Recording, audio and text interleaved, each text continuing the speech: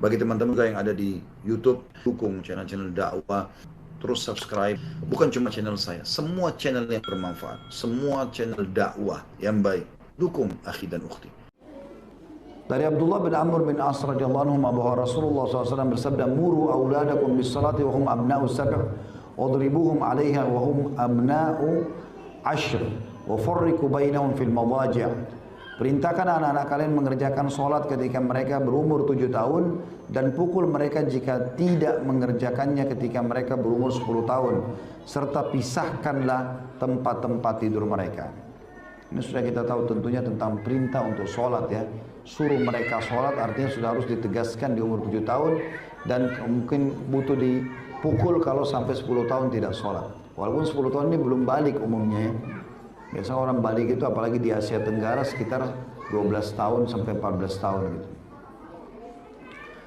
Dalam hadis di atas terdapat prinsip yang sangat mendasar dalam memberi pengaruh kepada jiwa, yaitu tahapan dalam mendidik dan mengubah anak. Perubahan tidak bisa dilakukan sekaligus dalam satu waktu, karena setiap tahapan ada waktu yang tepat. Demikian juga dengan sholat yang merupakan tiang agama, membiasakan anak untuk melakukannya melalui 3 tahapan. Tahapan pertama, ini 3 tahapan mengajar anak kita sholat. Perintah untuk sholat. Ini adalah masa pertumbuhan kesadaran anak hingga umur 7 tahun. Pada masa itu anak gemar melihat dan meniru.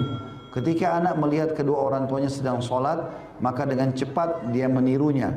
Sehingga bila kedua orang tua melatih dan membiasakan hal itu sejak umur dini, maka demikian itu lebih baik. Apabila anak terbiasa melakukan sholat sejak usia kanak-kanak, maka dia akan mencintai sholat dan tidak malas atau tidak mau meninggalkannya. Perilaku adalah cermin pemikiran.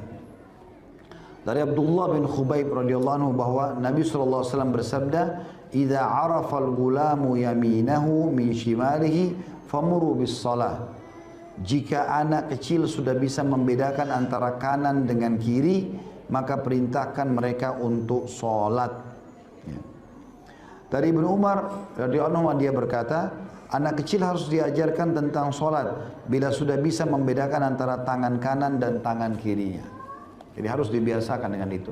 Nah termasuk teman-teman sekalian, kalau yang saya lakukan di rumah ya, saya membiasakan sudah punya peralatan sholat itu buat anak-anak. Jadi sekarang kan banyak bukan ada jual untuk anak kecil, ada sejadahnya, jadi biar mereka semangat gitu kan. Bahkan seringkali kalau saya lihat istri saya menerapkan pola yang bagus, jadi dia pernah kirim shortingan buat saya, disuruh si anak yang paling tua untuk jadi imam, yang lainnya adiknya pada ikut sholat. Ini bagus, walaupun kadang-kadang mungkin masih ada gerakan yang keliru, bacaan yang keliru, tapi mereka sudah menyukai itu dan dihidupkan suasana itu ya. Ibnu Abbas berkata, radhiyallahu anhu, pernah aku bermalam di rumah bibiku Maimunah, maka Rasulullah SAW datang pada sore hari lalu bertanya, sudahkah anak ini mendirikan sholat? Mereka menjawab, sudah. Padahal waktu itu Ibnu Abbas masih sangat kecil. Ya. Tapi Nabi SAW menanyakan, anak ini sudah disuruh sholat belum? Padahal umurnya masih sekitar 9-10 tahun. Tahapan kedua, mendidik tata cara sholat itu sendiri, supaya polanya benar. Polanya benar. Periode ini masuk ketika anak berusia antara 7 hingga 10 tahun. Maka pengarahan dan bimbingan kepada anak tentang tata cara sholat, dari mulai rukunnya, syaratnya, waktunya, dan hal-hal yang merusak sholat harus sudah dimulai. Ya, misalnya dia harus wudu kalau mau sholat, tidak boleh bajunya ada najis, harus menghadap kiblat, masuk waktu, dijelaskan semua. Waktu awal di bawah 7 tahun kita tidak harus terangkan itu. Dia ikut saja gerakan-gerakan sholat sudah cukup. Tapi sudah 7 tahun sampai 10 tahun dia harus diajarkan semuanya. Dari Sabra bin Ma'bad Al-Juhani radhiyallahu anhu bahwasanya Rasulullah SAW bersabda, "Allimus sabiyya as-salata li 7 sinin wadribu 'alaiha ibna 10 sinin." Ajarilah anak kecil untuk sholat ketika berusia 7 tahun dan pukullah jika tidak mengerjakannya ketika berumur 10 tahun.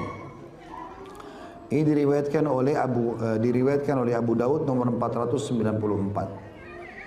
Kalau tadi riwayat yang Ibnu Abbas ditanya oleh Nabi SAW, sudahkah anak ini sholat? Itu diriwayatkan juga oleh Abu Daud jilid 2 halaman 40 ya. Tepatnya nomor 1356 hadisnya. Dalam lafaz lain dari riwayat Abu Daud, Nabi SAW bersabda, "Murus sabiyya bis salah idza balaga sab'a sinin." Perintahkan anak kecil untuk melakukan solat ketika sampai umur 7 tahun. Dalam riwayat Ahmad bahwa Nabi SAW bersabda, "Idza balagal gulamu sab'a sinin umira bis salah, fa idza balaga ashran duriba 'alaiha." Apabila anak kecil telah sampai usia 7 tahun, maka dia diperintahkan untuk sholat.